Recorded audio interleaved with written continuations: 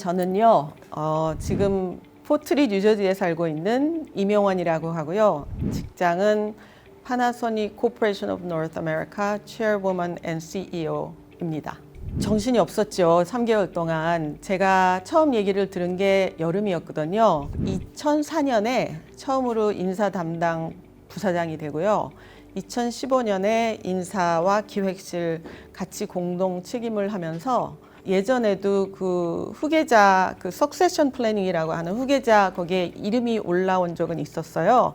내가 별로 관심이 없다고 생각을 했었는데 작년부터 특히 디스크리미네이션이라든지 디버시티라든지 그런 화두가 굉장히 많이 그 사회적으로 올라왔잖아요. 그래서 혼자서 약간 생각을 했어요. 나는 왜 내가 관심이 없다고 생각을 하는지 스스로 나는 관심이 없다고 말을 했었고 그렇게도 생각을 하고 있었거든요. 회사에서 10월 1일자로 그 새로운 회장에 관심이 있느냐고 물어볼 때 그때는 용기를 좀 내봐야겠다 생각을 해갖고 용기를 내서 말을 했어요. 그래서 10월 1일부터 됐는데 제가 2004년부터 그 부사장이 되고 2015년부터 기획실도 담당을 하면서 4명의 CEO를 상사를 모셨거든요. 그래서 그 일에 대한 이해와 무엇을 해야 되는지와 잘 알고 있다고 생각을 했는데 일단 돼 보니까 쉽지가 않네요. 그 책임감과 여러 가지가 생각했던 것보다 훨씬 힘든 것 같아요. 한 1년 전만 해도 정말로 관심이 없다고 생각을 했어요. 그리고 저는 생계형 커리어라고 하나요?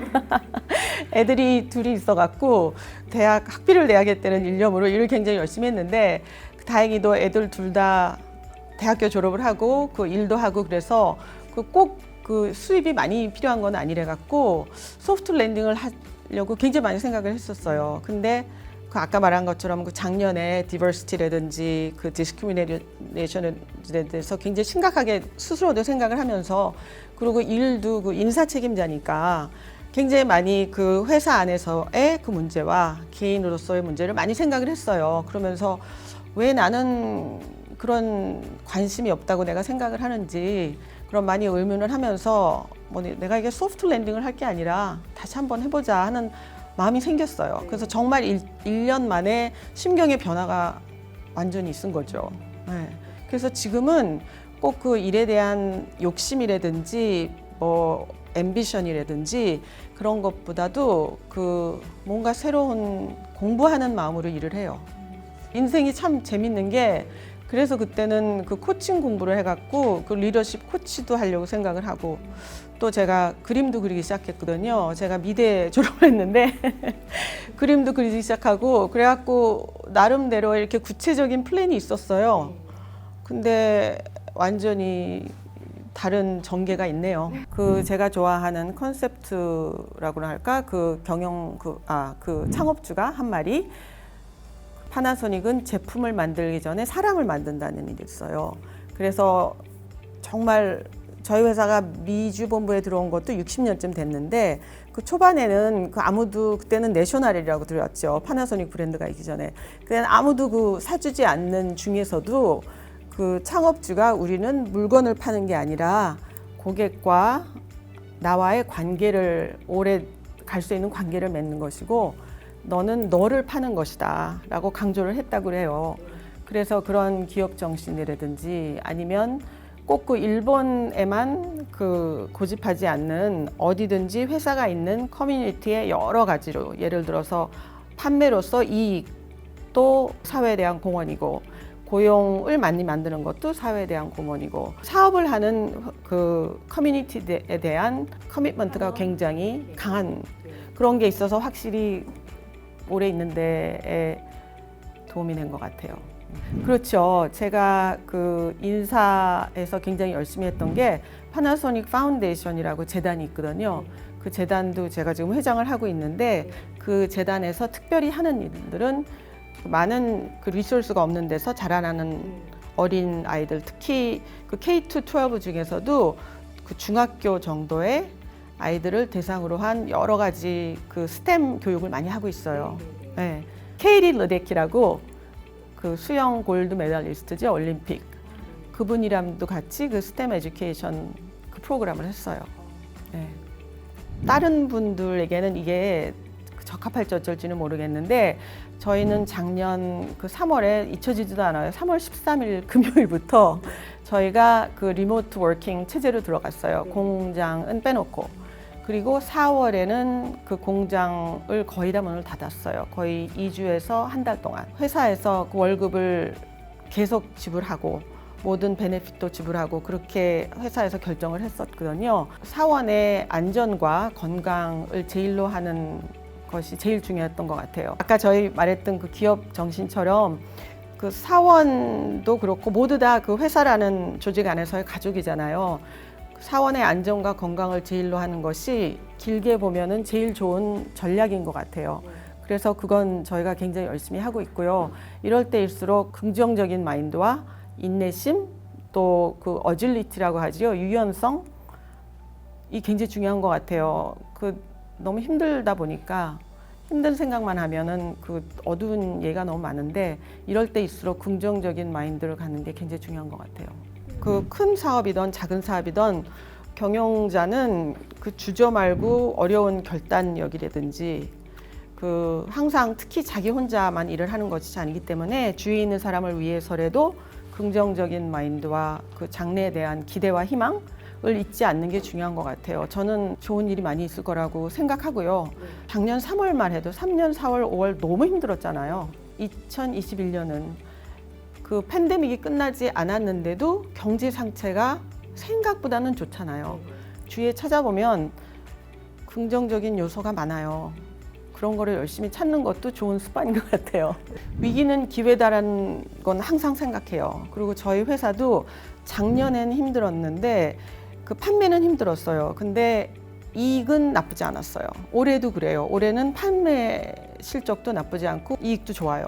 그게 그 저희가 전혀 생각을 못 했는데 그 회사에서 생각하지 않고 많이 쓰던 출장비라든지 그런 거에서 많이 또 그 픽스드 코스트가 조정이 돼갖고 생각하지 않던 그 긍정적인 요소가 이익으로 돌아가는 경우도 많이 있고 그래서 그런 거에 많이 도움을 받았죠.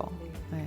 제가 인사과에 있다 보니까 그 리더십에 대한 공부를 많이 했는데 굉장히 그 카리스마 있고 그 결단력 있고 아우라라고 그러죠. 존재감 있고 그런 리더십은 보통 우리가 그렇게 생각을 해보면 그 남성의 리더십이 굉장히 많은 것 같아요. 저의 리더십에 대한 고민을 굉장히 많이 했는데 공부도 많이 하고 어세스멘트도 많이 해봤어요. 근데 제 리더십은 그 콜라보레이션, 협동하는 리더십과 코칭, 같이 공부하면서 그 코치로서의 리더라는 그 결과를 받았는데 그것도 좋은 것 같아요. 그리고 특히 요새는 그 재능 있는 분들이 너무 많잖아요. 그리고 아이디어가 굉장히 중요한 시대고 이 때문에 그런 일반적인 너무 근엄한 리더십보다는 그런 코칭이나 콜라보레이션 할 수 있는 리더십도 좋다고 생각을 하고 저는 제 스스로의 강점이라고 생각하고 있습니다.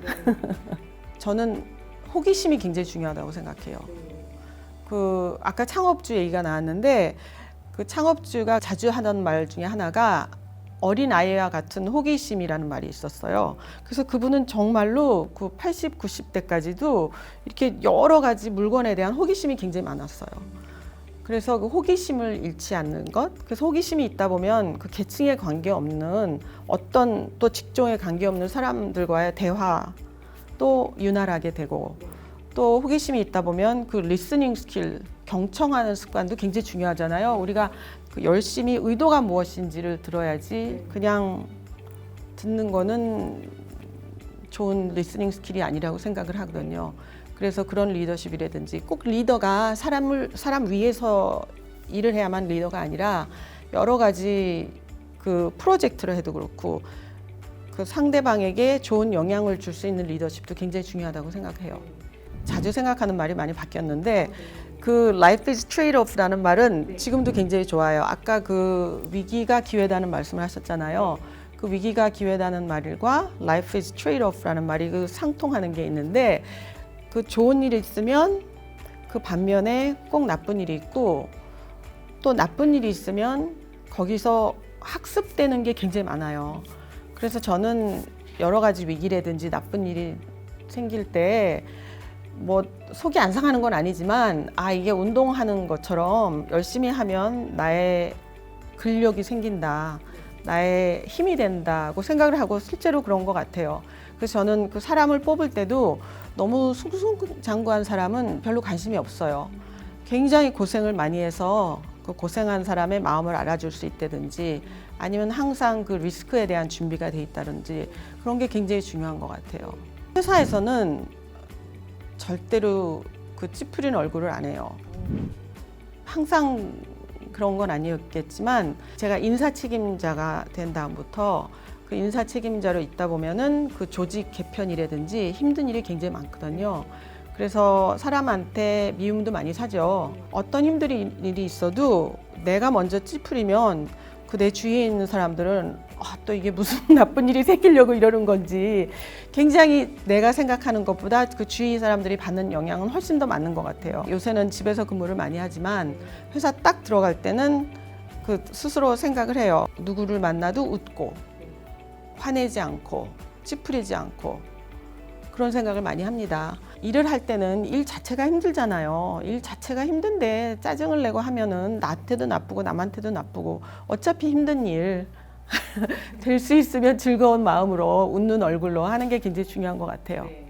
아이들이 그 둘이 있는데 둘 다 커서 아이들하고 일을 많이 해요. 그 아이들하고 될 수 있으면 친구 같은 엄마가 되려고 노력을 많이 하고 아이들도 굉장히 정직하게 저한테 말을 많이 해줘요. 그래서 회사에서 뭐 이런 방침이 있어라든지 뭐 이런 일이 있었어 그러면은 뭐 굉장히 신랄하게 비판을 많이 해주죠. 그게 굉장히 많이 도움이 되는 것 같고 또 회사에서 그 코칭이 있잖아요. 리버스 코칭이라는 걸 했었어요. 젊은 사원이 저를 코치를 해주는 거예요. 그래서 뭐 이럴 엄청 정직해요. 아파요. 근데 그렇게 해주는 게 너무 고맙죠, 사실은. 근데 그런 그 기회가 없으면 점점 더 꼰대라고 하나요? 되게 너무 쉽잖아요. 네. 저희 아들은 87년생이고요. 그 지금은 실리콘밸리에서 한국계 스타트업에서 일을 하고 있어요. 우리 딸도 스타트업 마케팅 회사에서 하고 있어요. 그래서 제가 사실 회사에서 인사 전문인 이민 온 엄마가 아이들을 둘 다 스타트업에서 일을 하는 거는 굉장히 그 이상한 일이 아니라는 얘기를 많이 듣는데 아이들은 아이들대로 굉장히 부담은 많이 느낄 거예요. 저 엄마로서의 기대에 대해서. 근데 저는 아이들이 자신을 갖고 자기의 인생에 대해서 결단을 할 수 있는 주체적인 어른이 되어줬으면 좋겠어요. 제일 힘들었던 게 그 애들이 어렸을 때, 큰 애도 그렇고 작은 애들도 그렇고 애들이 어렸을 때 금방 열나고 금방 아프잖아요. 그러면은 이제 데이케어에서 전화가 와서 데려가라고. 그러면 회사 일은 많은데 가서 데리고 뭐 봐줄 사람도 없고 제가 한 두 번은 애를 데리고 회사를 와서 제 상사가 애를 봐주시고 제가 일을 한 적도 있어요. 그래서 회사에서 굉장히 많이 호의적으로 그 이해를 해줘서 견딘 것도 있지만 애들한테는 너무 미안하고 너무 마음이 힘들죠. 그래서 고민도 정말 많이 했는데 제가 스스로 위로로서 하는 말은 두 가지인 것 같아요. 하나는 아이들은 꼭 엄마가 이렇게 엄마랑 마주보고 크는 것보다 엄마의 등을 보고 크는 것도 나쁘지 않다. 열심히 일하고 자랑스럽고 인디펜던트한 삶을 살고 있다는 등을 보여주는 것도 나쁘지 않다고 생각했고요. 그리고 더 중요한 거는 아이들한테 제일 좋은 선물은 엄마 스스로가 행복한 것 같아요. 엄마가 아이들한테 많이 해주지 못하는 것도 괜찮고 한국 엄마는 희생을 해야 된다고 생각하잖아요.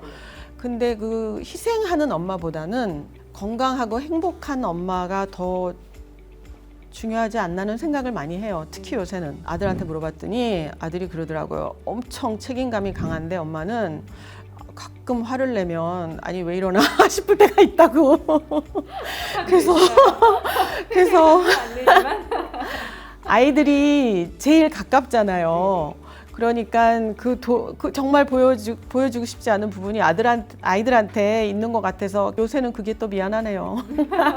그 딸하고는 정말 친구같이 지내려고 하고 예, 어떨 때는 딸이 엄마 같을 때가 있어요. 이렇게 딸이 저를 배려해주고 이렇게 위로해주고 격려해주고 그러는 게 굉장히 많아갖고 정신 연령은 우리 딸이 더 높지 않나는 생각을 요새는 많이 해요. 제가 일본 근무를 2번 했거든요. 근데 처음에 했을 때는 2001년에 갔는데 그때 큰애가 14살, 작은애가 9살이었어요.